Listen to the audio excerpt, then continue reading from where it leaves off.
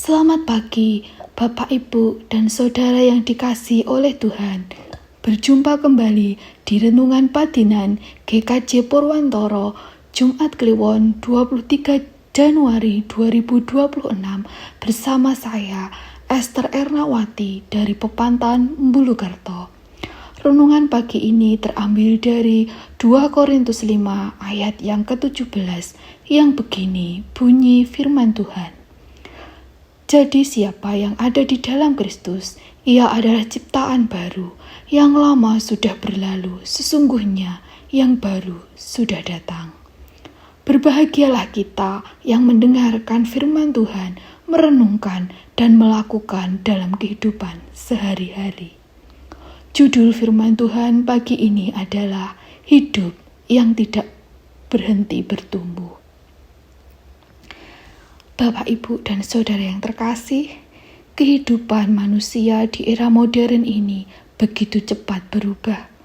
Dunia menuntut kita untuk selalu update, baik dalam pekerjaan, pengetahuan, maupun teknologi.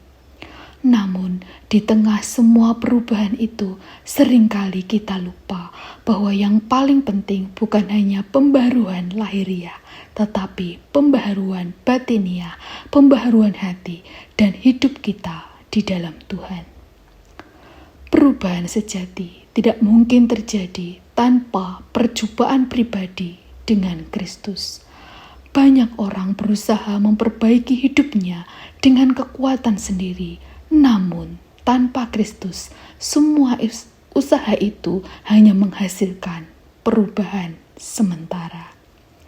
Bapak, Ibu, dan Saudara yang terkasih, ketika kita menyerahkan diri kita kepada Kristus, kita bukan hanya diampuni, tetapi juga dipanggil untuk hidup dalam kekudusan. Sebagaimana kekudusan bukan hanya berarti sempurna tanpa celah, tetapi hidup terus disucikan dan diperbarui oleh Roh Kudus. Hidup baru tidak lagi dikuasai oleh dosa dan hawa nafsu, melainkan hidup yang diarahkan untuk menyenangkan hati Tuhan dalam setiap aspek kehidupan, baik dalam pekerjaan, rumah tangga, pelayanan, ataupun dengan sesama. Alkitab menegaskan bahwa kita bukan dari dunia ini. Kewarganegaraan kita adalah kewarganegaraan surga. Karena itu, hidup kita seharusnya mencerminkan standar kerajaan Allah, bukan dunia.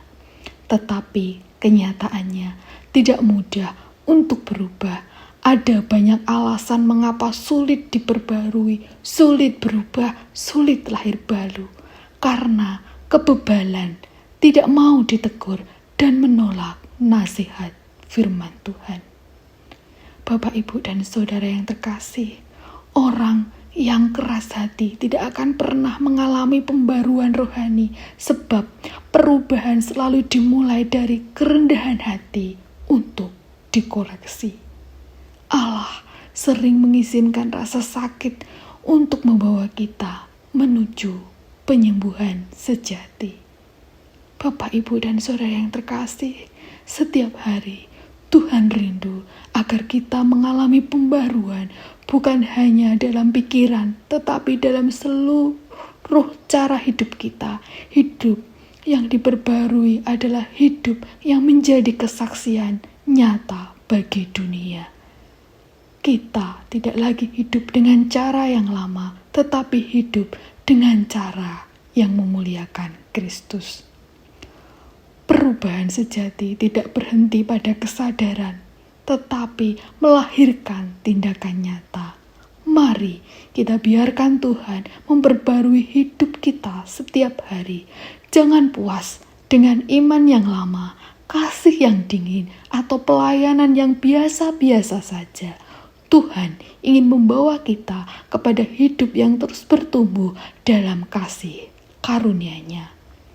Hidup baru bukan peristiwa sekali jadi, tetapi perjalanan seumur hidup bersama Kristus yang terus memperbarui hati dan karakter kita.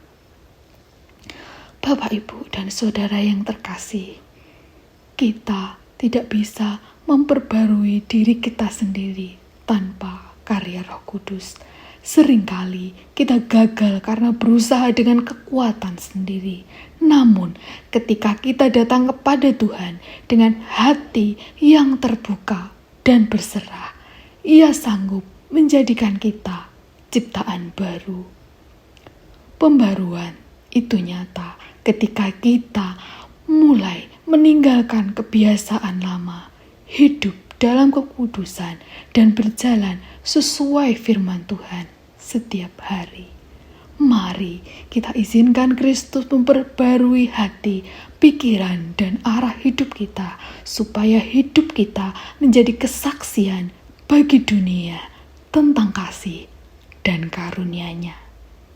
Hidup baru dalam Kristus bukan perubahan sekali waktu, tetapi proses pembaruan setiap hari oleh kuasa Roh Kudus. Tuhan Yesus memberkati. Amin.